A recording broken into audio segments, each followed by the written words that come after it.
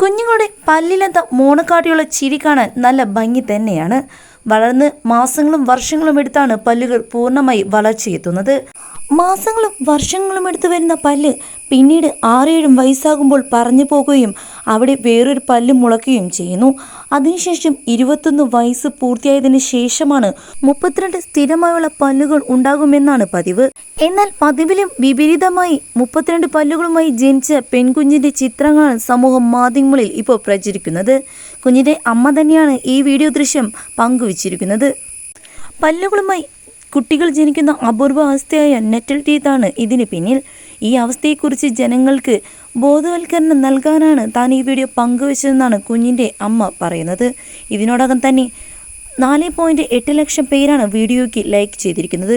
കുട്ടിയെ കണ്ടിട്ട് പേടി തോന്നുന്നുവെന്നും കുട്ടിയുടെ പല്ലുകൾ അമ്മയ്ക്ക് എന്തെങ്കിലും തരത്തിൽ ബുദ്ധിമുട്ട് സൃഷ്ടിക്കുന്നുണ്ടോ എന്ന് തുടങ്ങി നിരവധി കമൻറ്റുകളാണ് വീഡിയോയ്ക്ക് താഴെ വരുന്നത്. ഈ അവസ്ഥ കുട്ടികൾക്ക് ഒരു തരത്തിലും ബുദ്ധിമുട്ടുണ്ടാക്കുന്നില്ലെന്നും അമ്മമാരെ സംബന്ധിച്ച് മുലയൂട്ടലിൽ ബുദ്ധിമുട്ടുകൾ നേരിടേണ്ടി വരുമെന്നും കൂടാതെ പല്ല് പൊട്ടുന്ന അവസ്ഥയിൽ കുട്ടി അത് കഴിക്കാനുള്ള സാധ്യതയുണ്ടെന്നും അമ്മ വ്യക്തമാക്കി.